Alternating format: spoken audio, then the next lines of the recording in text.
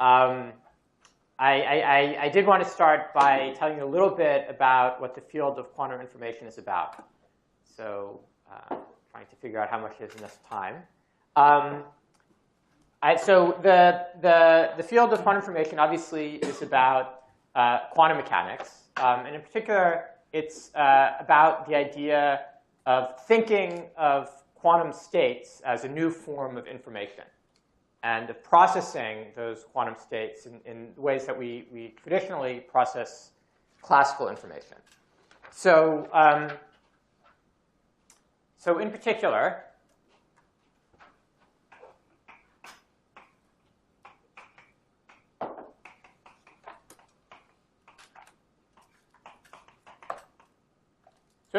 one of the main goals of the field, obviously, is to build a quantum computer.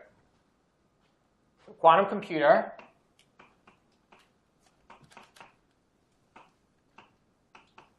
has in its memory quantum states that can be in superpositions and entangled states, and does computations on them just like a regular classical computer does computations on a string of bits. And building a quantum computer is a very big technical challenge. There's a lot of experimental progress that's been made over the years, but we still have a long way to go before we have a quantum computer that's really a useful thing. I mean, obviously, I'm not going to go too much into the experimental stuff. Actually, I won't go into anything about building a quantum computer because I'll be away. Aggie will do that later this week. But there's also an important theoretical side of coming up with new insights as to how to improve the implementations or come up with different kinds of implementations. So of course, the reason we want to build a quantum computer is that it can do some stuff that we can't really hope to do with a regular classical computer. And so the headline there is quantum algorithms, which can solve some problems much faster than a classical computer can solve some problems. So one aspect of the field of quantum information is to figure out what exactly a quantum computer is good for.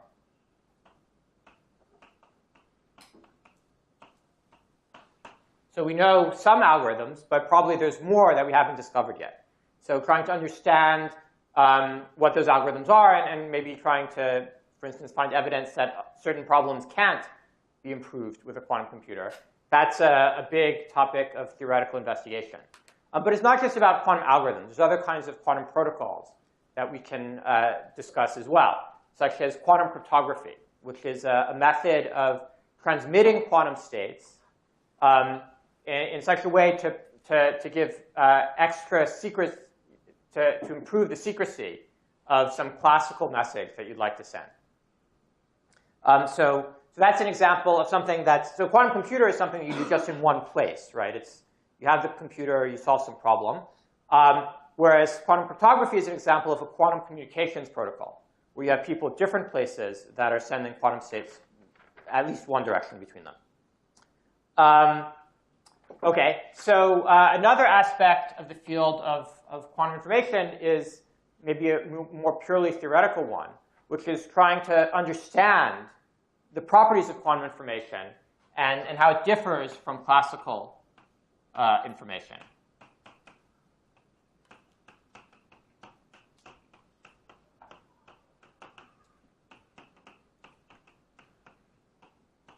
So if you go into literature, you'll see a lot of examples of, here's what quantum can do compared to what classical can do. Like quantum algorithms is already an example of that, right? Where a classical algorithm can do this, a quantum algorithm is better, or maybe it's not better. And trying to understand the shape of these various kinds of advantages and disadvantages of quantum information helps give us a better insight into quantum mechanics. And so that insight then can pay us back when we take these insights about quantum information and quantum mechanics and try to apply them to other areas of physics. And that's something that's starting to be a big deal nowadays.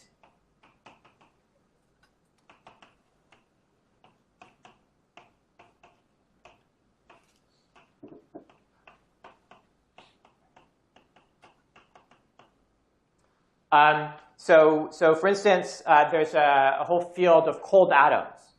which kind of grew out of experimental advances in making Bose-Einstein condensates and trapping them in optical lattices, and applying quantum information ideas about using quantum systems to simulate other quantum systems and to manipulate quantum systems in the way that I'll talk about in the next few days.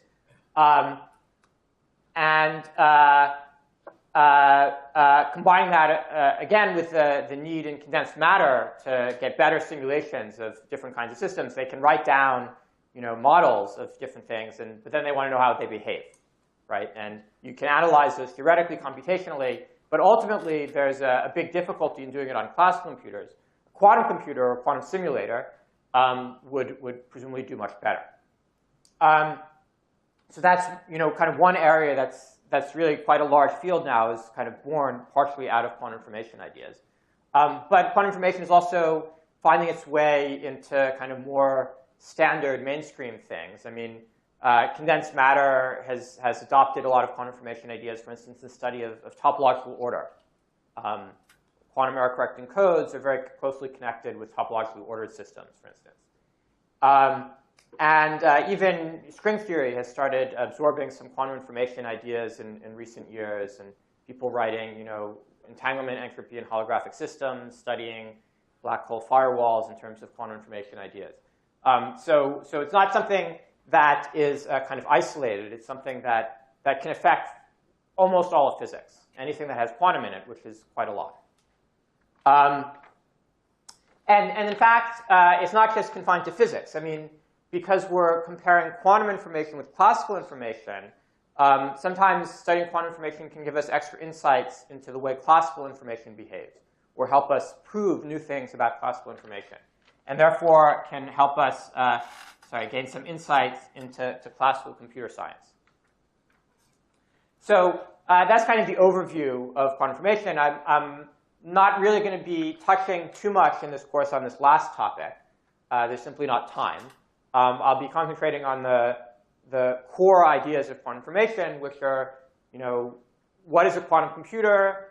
What is, how do you build a quantum computer? What do you do with a quantum computer? With quantum algorithms, quantum protocols, and maybe a little bit about the general properties of quantum information at the end, assuming I have time. OK? Maybe questions to just start off? OK, I haven't really said much yet anyway, so this is, OK, so then let's get started. So of course, the basic unit of computation classically is the bit, right? That's the basic unit of memory. So bit has values 0 and 1. And so in the quantum case, we want to generalize that to a quantum bit, or what's usually called a qubit. And the qubit can be in a superposition of 0 and 1. Right? So the 0 and 1 now form the basis states. So we put kets around them. And then the general state is going to be alpha 0 plus beta 1. And of course, generally this is normalized, so alpha squared plus beta squared equals 1. But most of the time, we don't bother with that, right? It's too much trouble to keep track of that usually. And so you'll see things like 0 plus 1 in this course frequently. So this qubit lives in a two-dimensional Hilbert space.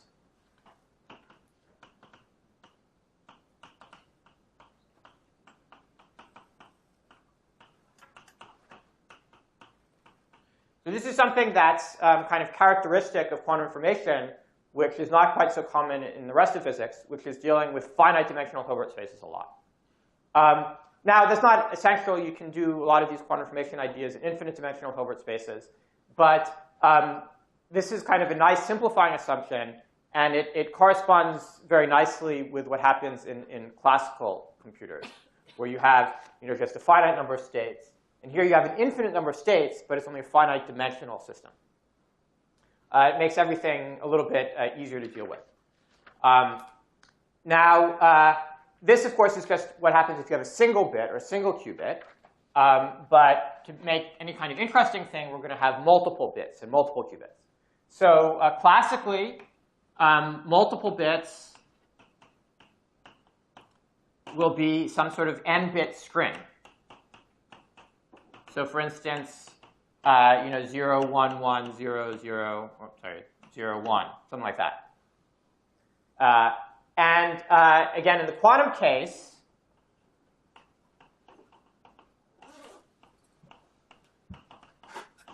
the classical bit strings will form the basis for the Hilbert space. So the basis states are labeled by these classical bit strings.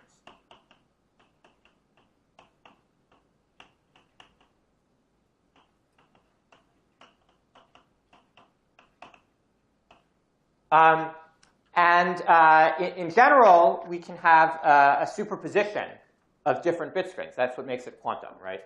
So we can have a state like, did I have an example? Whatever. So this is a nice example, 0, 0 plus 1, 1. And so one reason this sort of state is interesting, particularly interesting from a quantum perspective, is that it's not just a tensor product of two individual single qubit states. So for instance, you have 0, 1 plus 1, sorry, 0 plus 1, or tensor 0 minus 1. This is another example of a 2-qubit state. But this one can be broken down, and you can kind of think of this as one qubit and this is another qubit as totally separate things. Right? Whereas here, you have an entangled state.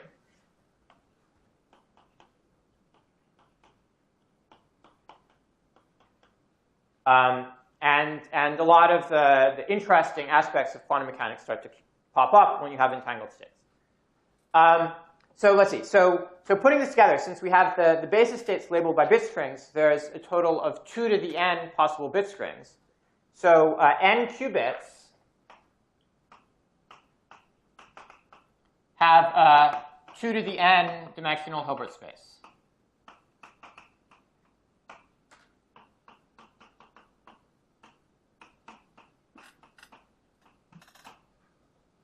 Okay? So that's mostly what we'll be dealing with in this course, this 2 to the n dimensional Hilbert space.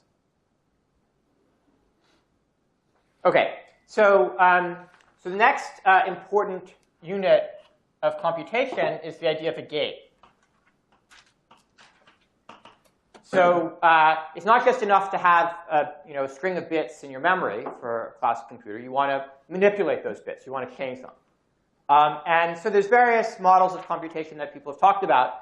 But one that's kind of convenient and the one that's most used in the field of quantum information is the circuit model. And so in the circuit model, we break up the computation into fundamental units, which are called gates. And a single gate will act on only a small number of bits at once.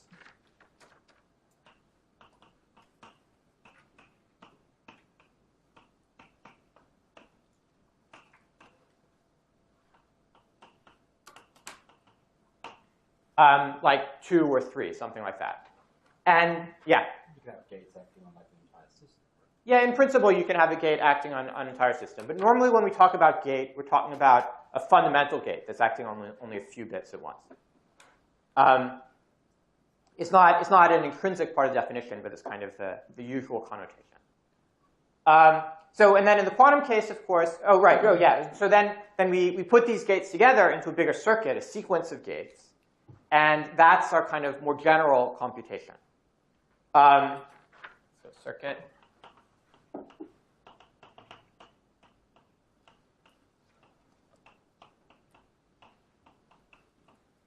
And so in the quantum case, of course, we have quantum gates. That's the usual thing that happens in quantum. In quantum information, every word gets quantum stuck in front of it. So we have quantum gates, which of course deal with qubits, and you can have quantum circuits, which will then be sequences of quantum gates. Was there a question in the back somewhere? No? Okay. Okay, so let's start to talk about gates.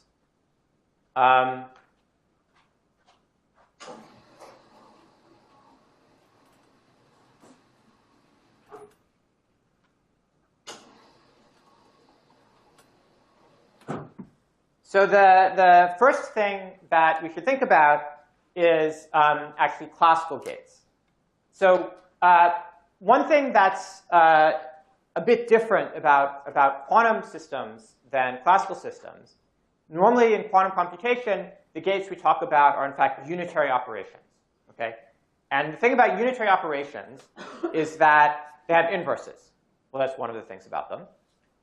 Which means that any computation you do is going to be reversible, right? You can do the unitary, or then you can do the inverse of the unitary, and get back to where you started. And actually, that's not necessarily true of classical gates that people usually talk about. So let's think about reversible classical computation first.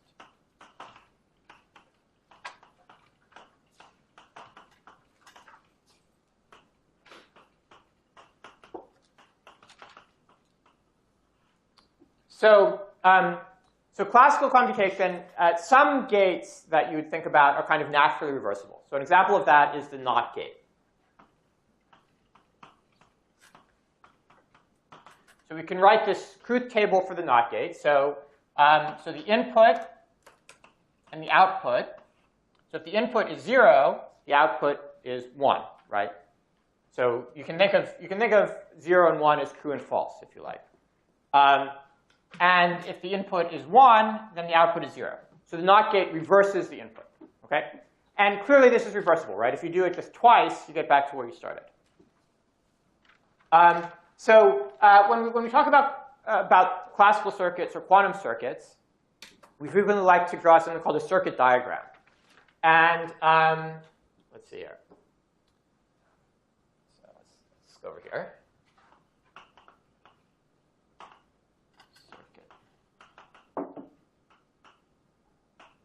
So in a circuit diagram, we'll have a bunch of lines. And so each line represents a bit,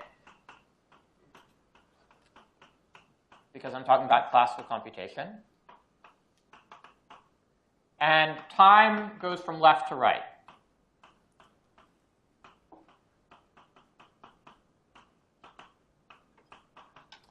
So an example of a circuit which is just going to have one gate in it, which is for the NOT gate,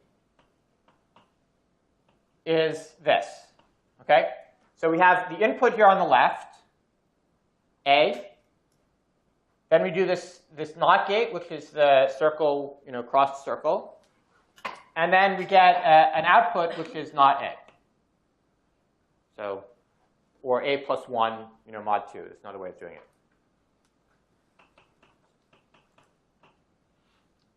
Okay? And you could build up, if you want, a circuit that consists of multiple gates, for instance, like this. So this would take the input and do 2 NOT gates, which, as I've said, gives you back the input again. So the input and the output in this case, this is just a trivial circuit. Okay? So what else do we have? So another gate that's kind of easy to make reversible is the XOR gate.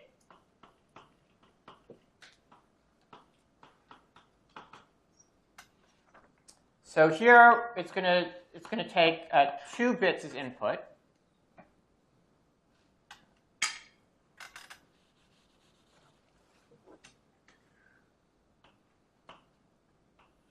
Okay, and then the output is going to be the XOR of A and B. So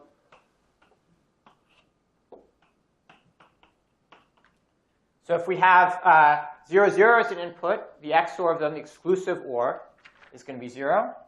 If we have 1, 1 as input, the exclusive OR says only one of them should be 1. So that's 0. And in these cases, we have the output 1. Okay. Now, this, if you take it like this, is clearly not reversible, right? Because there's only one output bit. You have like 2 1s here. You can't tell whether the input was 0, 1 or 1, 0. So you've lost some information. But if I just keep track of this first bit and don't discard it, now it becomes reversible. Why is that? Well, you see that this gate is just rearranging these 4-bit strings, right? So this one goes here, and this one's here, but these two get switched, right? So just by switching them back, in other words, by doing this gate again, once again, you get back to where you started. Now, reversible gate doesn't have to be its own inverse. It's just these examples, simple examples, happen to have that property.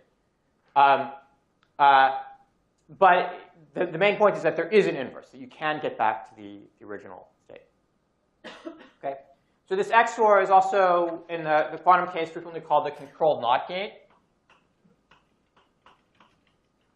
And the way we write the circuit for that is, well, there's 2 bits now. And so this first one is the control bit, and there's a black dot here. And then we have a line, and then one of these not, crossed circles. So that's a little circuit that looks like this.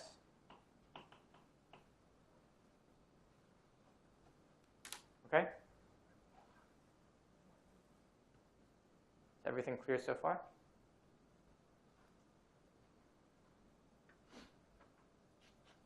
Okay. Maybe I'll use another board.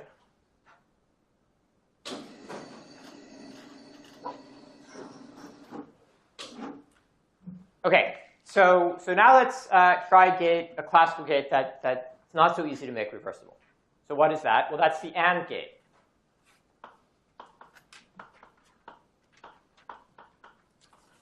So what's the truth table for the AND gate look like? Well, again, it's something that takes 2 inputs.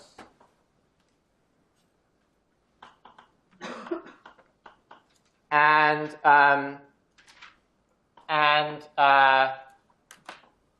the output, again, classically, normally you only think of 1-bit output. So that's clearly not going to be reversible. But even when we add in this A, it's still not going to be reversible.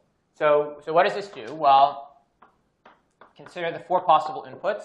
So the AND gate basically is taking the product mod 2.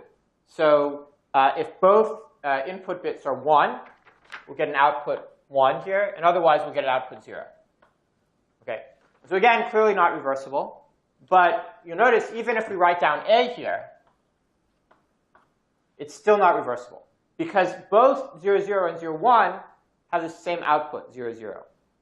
Right? So some information has been lost. There's no way we can go back from this to get this reliably, because we don't know which it was. Okay? So this is not a reversible gate. Nevertheless, there's a trick that we can use that's a little more sophisticated to make it reversible. Then we get something called the Toffoli gate.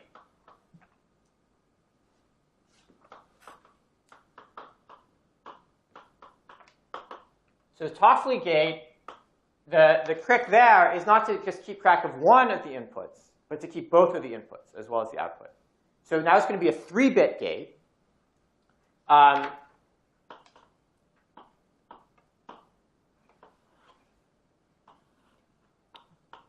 And the outputs are going to be, well, so A and B are the ones we care about. C is kind of the extra one that records the answer. So the third output is going to be C plus A times B. So in the cases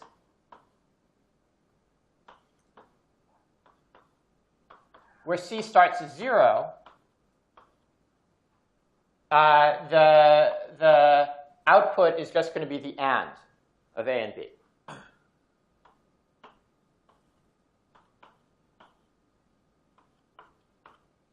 And then we have the cases where C starts as 1.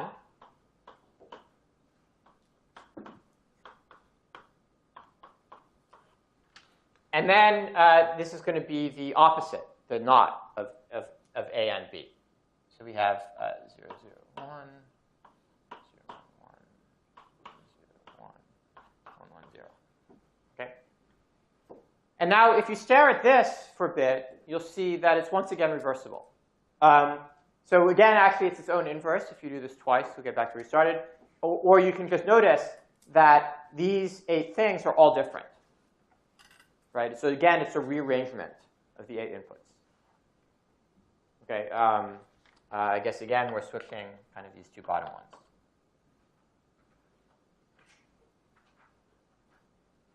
OK? So this is a trick. And while the AND is not reversible, Toffoli gate is reversible. So we still have that. When we're doing quantum computation, we still have the option of doing Toffoli gates. Well, I mean, I haven't told you yet how to do quantum gates or what a quantum gate looks like. But clearly, we want to kind of incorporate classical computation. Yeah? What does the third column notation mean? Yeah, so this is basically arithmetic modulo 2, because we're dealing with bits. So this is the plus modulo 2. It's also equal to the XOR, which I wrote up there. And then this is just multiplication. So 0 times 1 is 0, for instance, which happens to be the same as the AND. OK? Any other questions? OK, so let's see, I can fit one more up here. So the Toffoli gate has a similar kind of picture associated with it, gate network picture, to the CNOT. But because there's 3 bits, we have 2. So Toffoli you can think of as a controlled knot. So we draw it this way. And there's going to be 2 controls here and a knot here. You see, because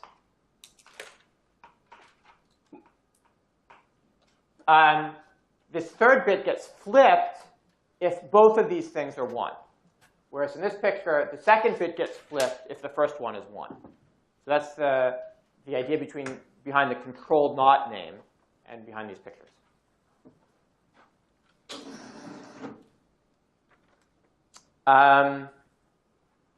OK. So you can see that this trick that we use for the Toffoli gate can actually be used for any classical computation, right? Whenever we calculate some function, f of a, b, c, et cetera, we can make it reversible by keeping track of the inputs. So if we want to, if we have something like this,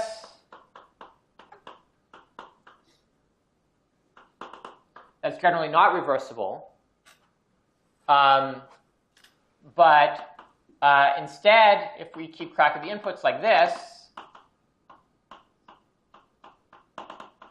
and then have an extra output bit, and you can do exactly the same trick, in fact, where we have an ancilla that's an extra bit that starts at 0 here, and in general gets XORed with this thing. This is reversible. Because by having these inputs around, we always know where we started. OK? But of course, I said we wanted to make circuits by putting together a bunch of gates. And this is telling you how to make the final answer reversible. But what we'd really like to do is to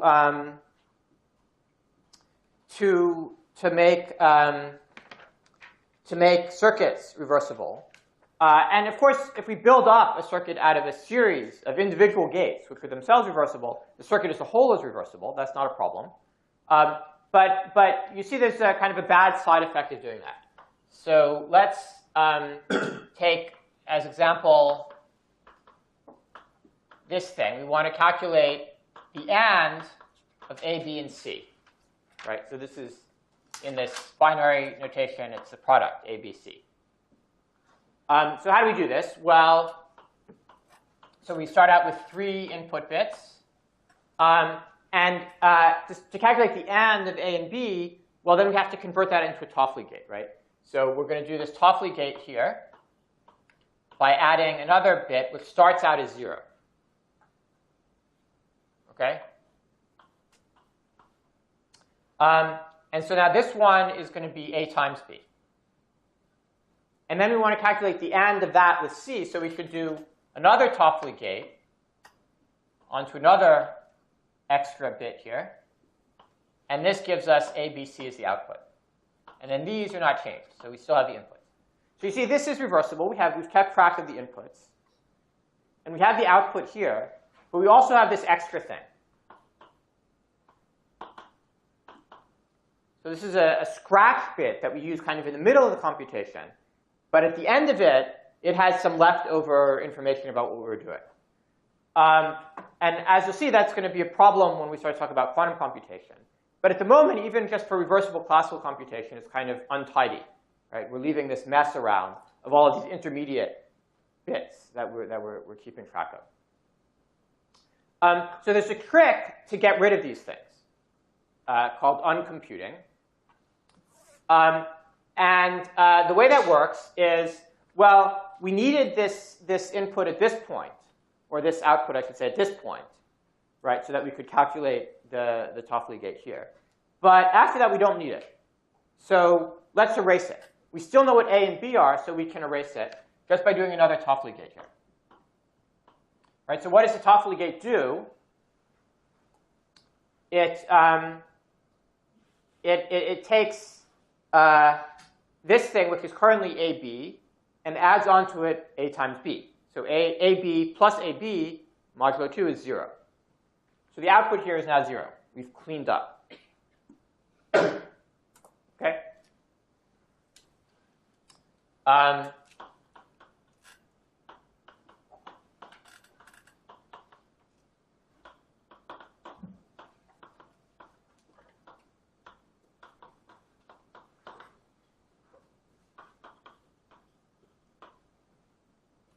And so there's a general technique you can use to erase these scratch bits. So what does that look like in general? Well, suppose we have some circuit involves a bunch of bits. So I'm drawing it abstractly as this box here. OK? And so we start, we have bunch of different inputs here. In the process, well, OK, so some of them maybe started as 0. But in the process, we've generated some junk. Right? If it's a reversible circuit, we kind of kept track of the inputs as we wanted. I guess doesn't really matter at this point. But there are some outputs here. And maybe they've been changed as well. But down here is the answer. Okay, but we also have this extra scratch bit here that we want to get rid of. So how do we do that? Well, in the same way, we're going to kind of uncompute part of this input, or part of this calculation. So first thing we're going to do is we're going to copy this bit to another extra bit. Okay, so this one here is going to be the real output. And then we're going to take the C and undo it.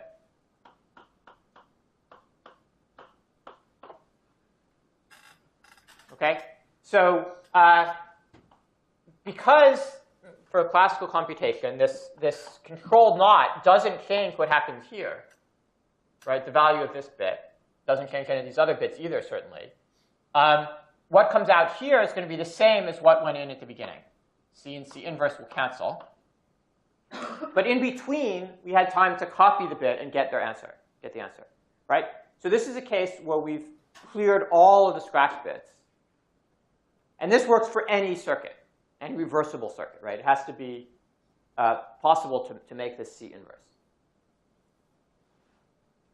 OK? And of course, C inverse, C is built out of a sequence of gates. Each of them is individually reversible. So we can make an C inverse by doing the gates in reverse order, doing the inverse gates, I should say, in reverse order, right? Just as usual. OK? So any questions on this? Yeah. So this can't generalize to quantum computation, though, because you can't just copy a bit. So maybe I'll talk about that more. So it does in fact generalize.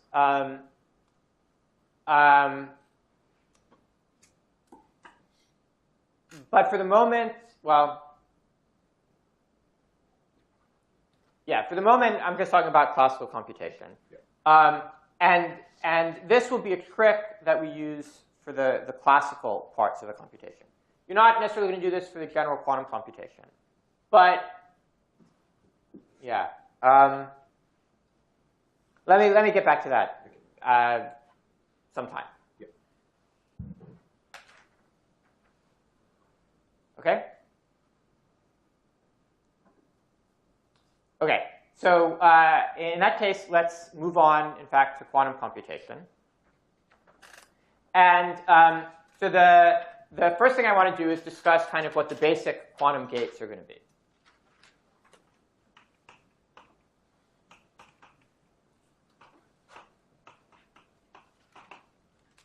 So quantum gate, as I said, is usually going to be unitary.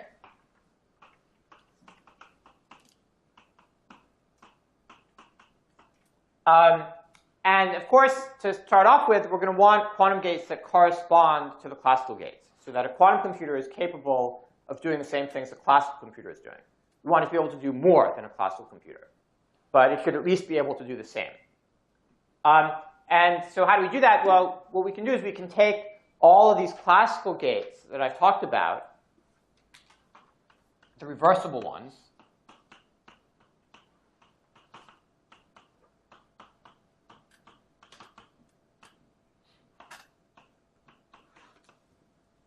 and we'll convert them to quantum gates just by putting kets around them. So for instance, we have the C0 gate, and it will act on AB, the ket labeled by these two bits, AB, and give us the output labeled by A plus B. Okay. But because it's a quantum gate, it can now act on superpositions as well. So if we have C0 acting on the general 2-qubit state,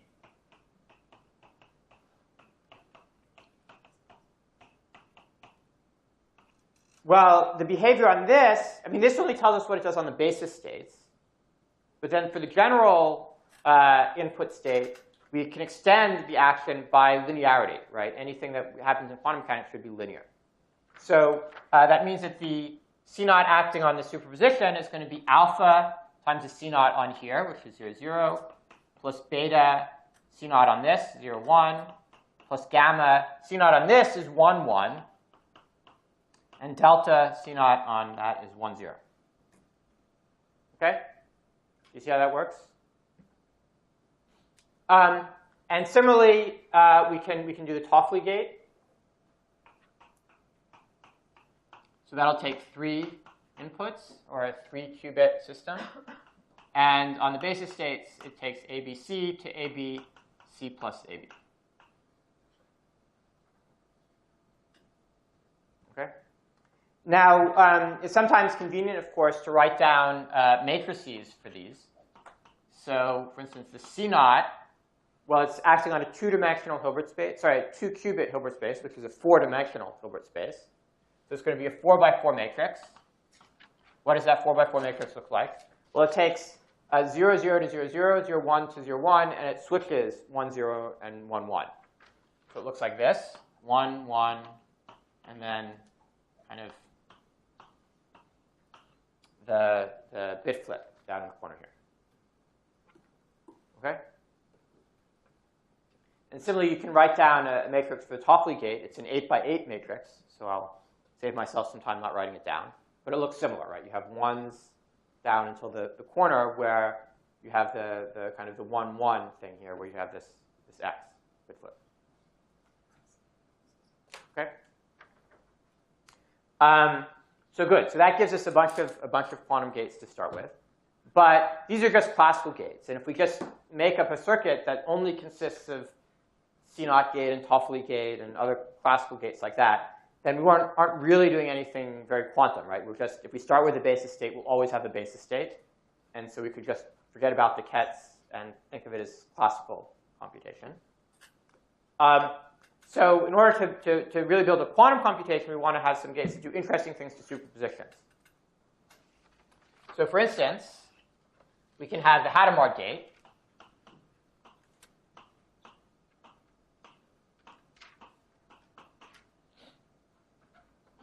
So what does the Hadamard gate do? Well, so we like to draw the Hadamard with a circuit diagram like this, with a box with an H in it.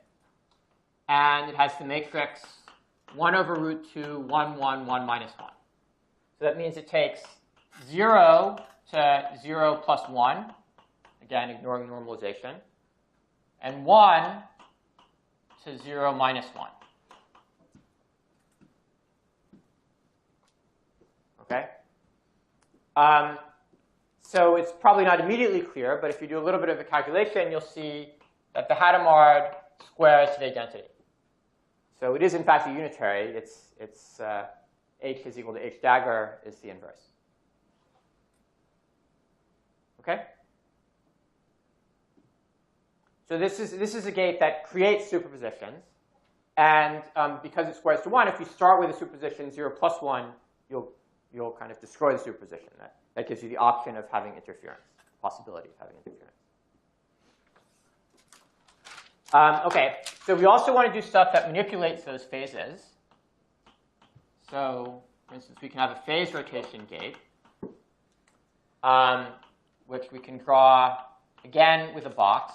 So this kind of cross-circle notation is useful just for knot. And we have the controlled knot. You put these controls on it. Kind of other quantum gates usually are put in some box with a label to indicate what the gate is. Let's see. If I go any lower here, that will be a problem. But this is OK? Yeah, OK. So the matrix for this phase rotation is 1 e to the I theta. And so what does that do? Well, on 0, it doesn't do anything. It just takes it to 0. And 1 goes to e to the I theta 1. And of course, if you have a superposition, alpha 0 plus beta 1 goes to alpha 0 plus e to the I theta beta 1. So one thing that's worth noting is that global phase, of course, has no physical meaning in quantum mechanics. So for instance, this gate here is really the same gate, up to things that don't matter physically, as a gate like this. Frequently, I write the theta over 2. Right, so I've taken out a factor of theta over 2 here, e to the I theta over 2. And so frequently, this r theta gate is actually called the theta over 2 gate. So for instance, the r pi over 4, where this angle is pi over 4, is called the pi over 8 phase rotation. And the history of that has to do with what physical system you want to think about doing it in. But that's not really important. OK, so now we have some examples of kind of real quantum gates. But it's not actually enough to stick with just unitary gates, right? Because in order to start a quantum computation, we need some way of getting the input. And in order to finish the computation, we need some way of measuring to get the output.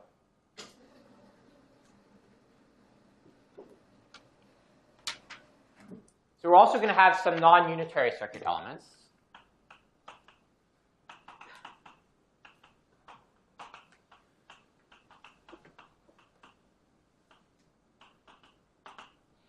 And those are well, there's state preparation circuit elements. So usually you have at least the capability of preparing the 0 state. Okay, so that just looks like this in a circuit, pretty kind of trivial. But you might have, as kind of your fundamental operations, you might have the capability to prepare other states initially. Normally, though, again, we'll talk about preparing single qubit states, or maybe in some cases 2 qubit states. So it's not going to be arbitrary states that you can prepare. But the point is, this is a non-unitary thing, right? Because it's taking, well, beforehand you had a zero-dimensional Hilbert space. You didn't have a quantum state at all. And now you have a state in a two-dimensional Hilbert space. It's a particular state, but nevertheless. So it's you can describe it as a CP map that takes a smaller Hilbert space into a larger one. But then, of course, the more interesting aspect is the other side, right? The measurement. And again, you can think of measurement in various different bases. But at a minimum, we probably want it in the kind of the computational basis, the standard basis, which is labeled by these kets. So if we have alpha 0 plus beta 1, we can measure and get, with probability alpha squared, we get 0, and with probability beta squared, we get 1. And so the kind of notational circuit element that people write down for this differs a lot. People use all sorts of different things for measurement. I frequently use something that just looks like this. Right? Looks like this. Okay, with a kind of you can think of it as a microphone broadcasting the output. Okay? Yeah. So here you've put kind of all your computational or quantum computational complexity stuff into the unitary operators that you're putting. Yeah, that's right. So I mean, so classically, certainly we need state preparation classically. Measurement is kind of a way of converting quantum into classical. And in this case, since I'm just doing it in the standard basis, there's nothing kind of extra hidden in that. Yeah. But certainly, as I said, you could imagine having the ability to prepare other kinds of states, like alpha 0 plus beta 1, plus 0 plus 1 is already a state, and measuring in other bases, and then you can do some more interesting quantum stuff with kind of just these things. But from this here, if you were to restrict your class of unitaries, you'd start to cut back on the amount of the allowed quantum computation you could do, right? Not necessarily. So that's something I'll get to probably tomorrow.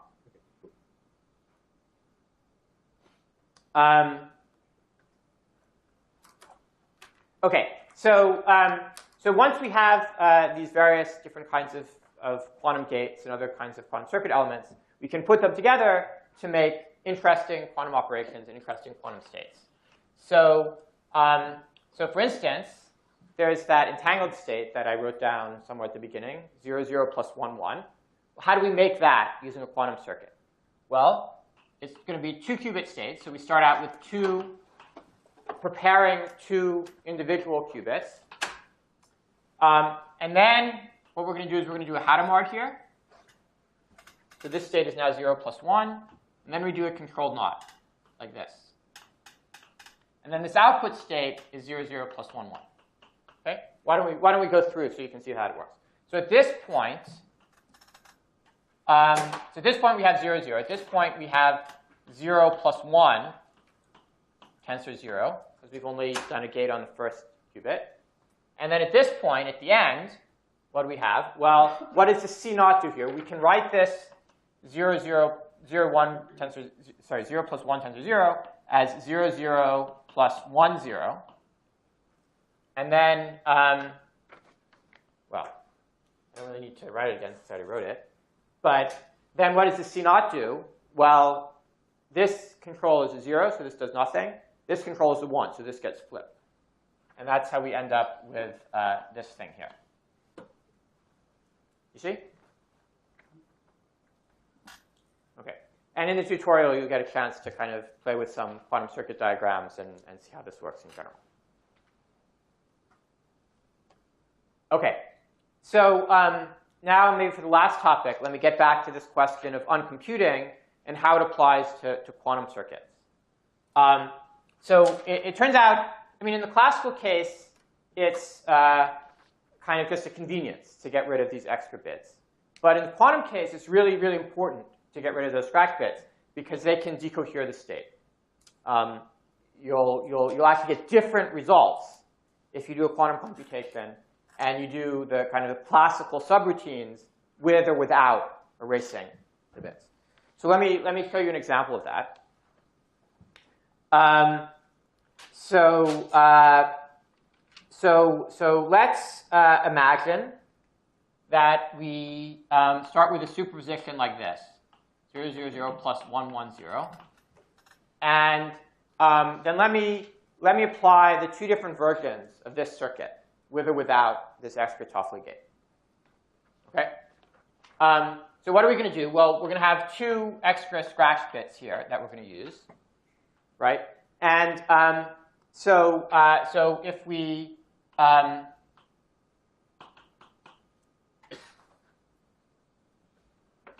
don't erase, what do we have? Well, this bit gets the AND of the first two ones, and this one gets the AND of all three. So the AND of all three in this case, in both branches, is 0. But the AND of the first two is 1 in the second thing. So we end up with 0, 0, 0, 0, 0 plus 1, 1, 0, 1, 0. Okay? And if we do erase,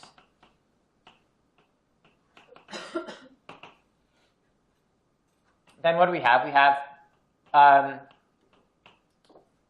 well, this thing always ends up as 0, and this ends up as the AND of all three. So this is 0, 0. But in this case, we have 1, 1, 0, 0, 0.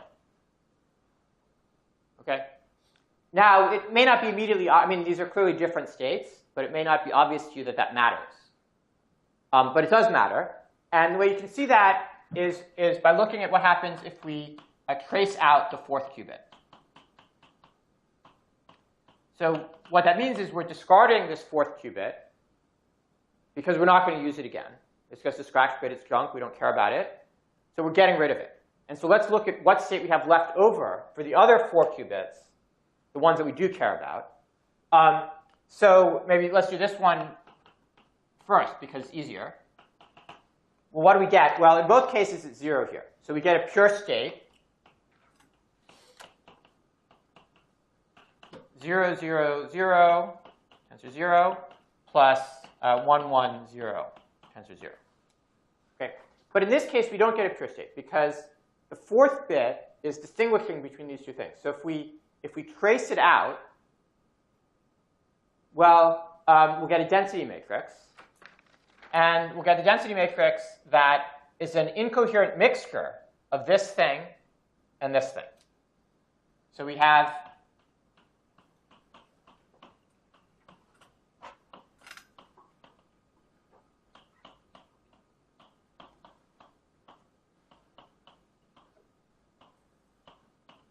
this mixed state.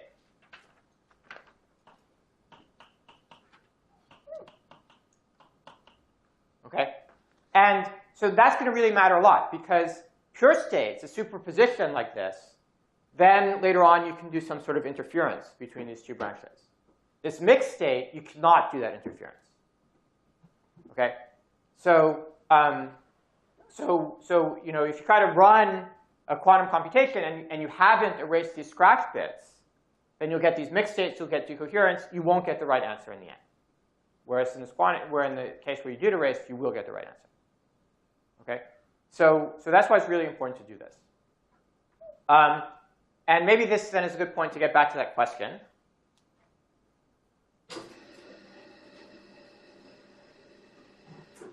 So how does this thing work when we're doing it with quantum circuits? Okay.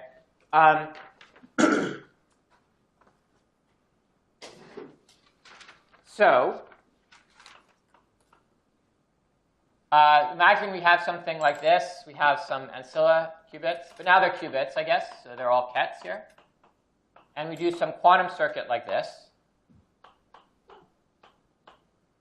And then let's do the C naught here. So this is a little bit tricky, as it turns out. But let's imagine that we're restricting attention to the case where C is basically just a classical circuit implemented using these quantum tricks. Okay, so it's composed of C0s and Toffoli gates and stuff like that. And so if we do that, right, then what happens? Well, at this point, because we started with a basis state, we did a classical circuit, we have, again, a basis state. Okay, so this thing here is going to be some classical bit string inside a ket. So I don't know, let's call it y0, y1 through yn. Okay, which is a tensor product of single qubit things.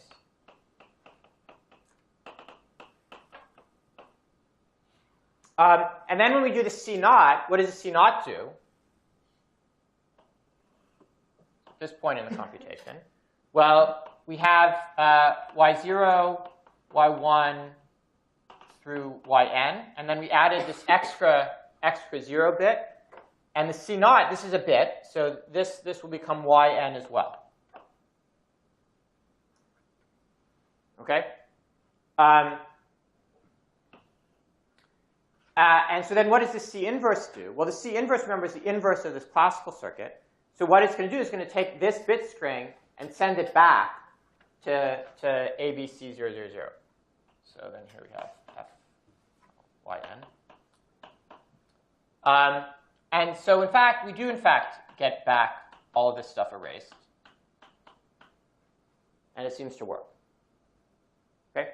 Now let's imagine what happens if we do this on a superposition. Okay? Well, for each, this is one of the basis states. Right? So if we do it on a superposition of things, okay, let me change these to x's.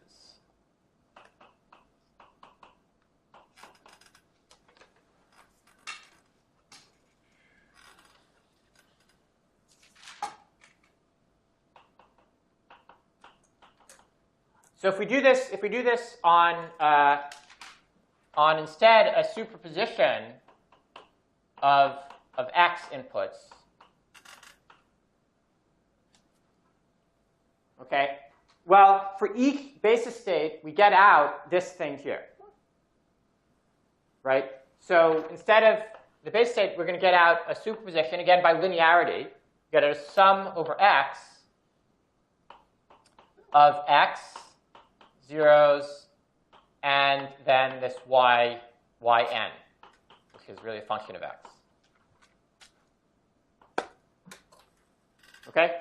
So as long as we're doing just classical circuits here, the inverse works correctly. We uncompute everything as desired. And we get the desired superposition. Once we trace out these extra scratch qubits, we get the desired superposition. That's an entangled state between this output bit and the input bit. Now, when C is really a more interesting quantum circuit, then this thing doesn't, even if this is a basis state, this doesn't have to be a basis state.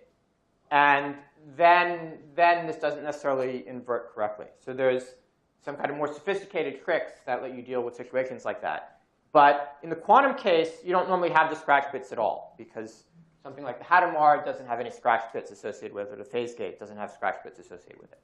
So really, this business of erasing the scratch bits, that's mostly specialized to make the reversible versions of classical gates. OK, so why don't I end there for today? Are there any questions?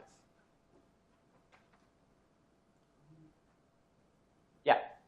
Are reversible classical computations as powerful as general classical computations? Yeah, that's right. Oh, yeah, OK. So tomorrow I'm going to talk about universal gate sets.